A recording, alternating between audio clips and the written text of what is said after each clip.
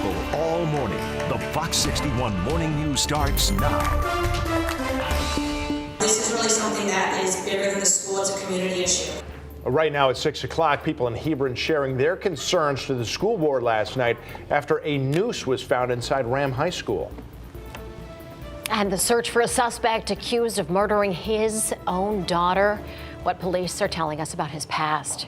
Also, a program new to our state. The goal is saving the lives of firefighters. We'll show you how that works in 13 minutes. 6 o'clock, good Tuesday morning. Thanks so much for being with us here at Fox 61. I'm Erica Arias. And I'm Tim Lambers. Good morning, everybody. Happy Tuesday.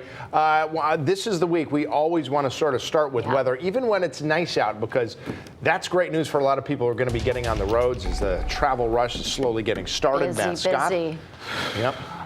Listen, there's nothing to worry about in this end of the studio. What you do over there is your business. Okay, fair enough. Enjoy. It's fine over here. Listen, after a couple of days of, actually more than a few days of really chilled temperatures, we have fixed that.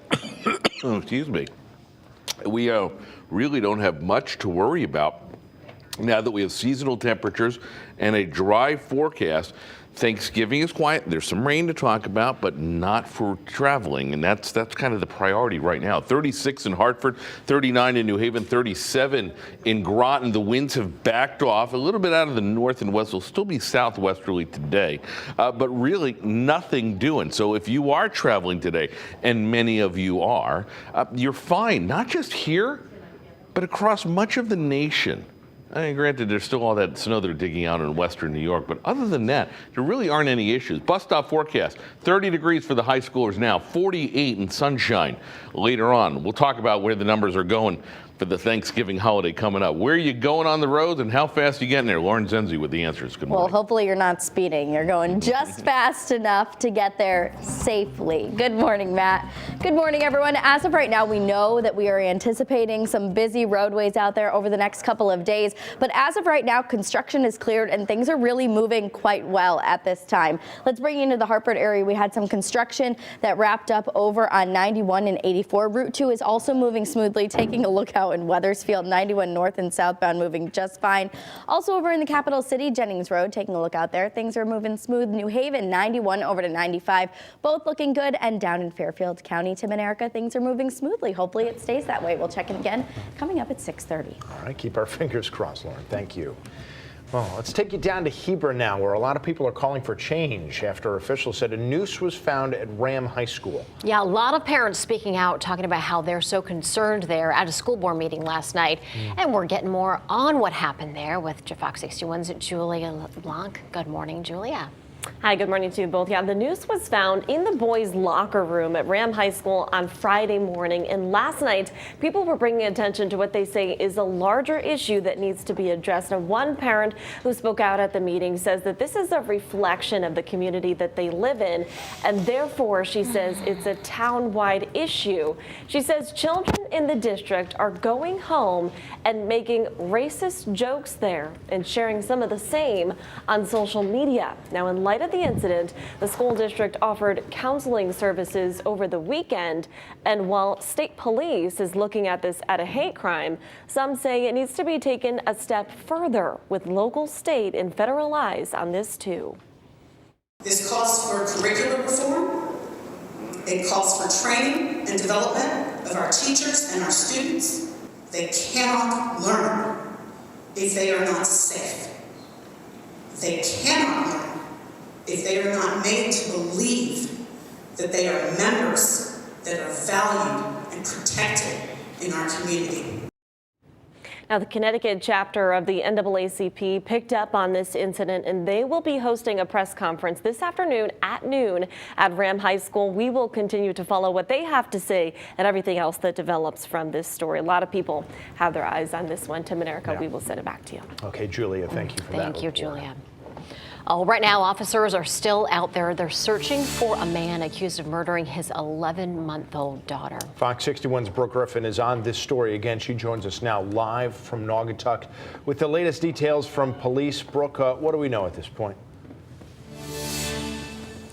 Well, investigators say that this has become a search for a man who is considered to be extremely dangerous, and they've brought in every resource and law enforcement agency that's available across the state to try to get him off the streets today. Naugatuck police say that this man on your screen right here, this is 31-year-old Christopher Francis Sweeney, and he is accused of strangling, stabbing, and dismembering his 11-month-old daughter sometime early Friday morning. The little girl's name was Camilla Francis Sweeney, and she was just shy of her first birthday, and that was next Saturday. They tell us Francis Sweeney then left that Millville Avenue home and got into an argument with Camilla's mother in Waterbury. This is whenever he ripped off his ankle monitor and destroyed his cell phone. The couple then went back to the home that they shared with other family members. Police say that this is when somebody in the house called 911 to report the body, and Francis Sweeney jumped in a car and started to run. Naugatuck Police Chief Colin McAllister says anyone who knows where the suspect is needs to stay away from him. If anyone out there is providing aid, assisting, or helping hide Francis Sweeney, you yourself are not safe. This suspect has shown a predisposition to violence and a violent homicidal act. And police say that they've only seen Francis Sweeney 2 times since Camilla's body was discovered. Once when he abandoned the car on I-91 in New Haven, and then again on Quinnipiac Avenue Friday evening. That search has continued, but police say that they have not seen him in days. And the FBI is offering a $10,000 reward to anybody that can help law enforcement find him and get Francis Sweeney turned in.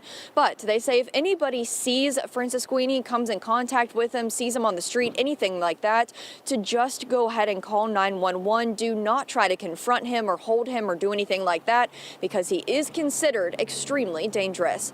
Live in Naugatuck, Brooke Griffin, Fox 61 News. Hi, Brooke. Thank you for that report from Naugatuck. Well, police have accused a father from East Lyme of abusing his 2 4-week-old infants after they were brought to an emergency room with multiple broken bones. 19-year-old Torin Ruhlman is due in court today, facing multiple counts of cruelty to persons, assault, and other charges. He was taken into custody Monday. East Lyme police said one of the infants had 13 broken bones in various stages of healing. The other had broken 8 bones. I'll tune in London now, where a massive fire damaged 5 homes. Firefighters responding to the scene on Mott Avenue on Monday morning. Now, we don't know how this fire started, but we do know that one firefighter did hurt their knee and is expected to be okay. Now, during the ordeal, neighbors were asked to leave their homes as crews contained the fire. One woman said her husband and 2 kids first heard the alarms and then saw flames coming towards their home. And we were just like, out of the house, and they moved very quickly. We got no shoes, whatever. We just got in the car and went. Now, the cause of the fire has yet to be determined. Neighbors telling us that the home where the fire is believed to have started recently had some work done to the heating system. Ansonia police said they closed down a smoke shop because it was illegally selling pot products. They said they found and seized numerous items containing cannabis from Moe's smoke shop on Pershing Drive, all of which was in violation of state regulations. Now, the closing is temporary, but it's not clear when Moe's will reopen. The Wethersfield Town Council has tabled a debate over which flags will be allowed to fly on town property. They're going to wait until at least the next meeting to make a decision. It was back in October that town manager Frederick Presley presented the town council with a draft proposal that would set a standard for what types of flags would be allowed to fly. And that proposal was at least discussed at the meeting last night. New for you this morning. Also in that meeting, Wethersfield swearing in the new fire chief in town. The town council officially swore in Chief Brian Schroll to take over the position with the Wethersfield Volunteer Fire Department. Chief Schroll is a longtime veteran of the department, having served more than 40 years in various positions.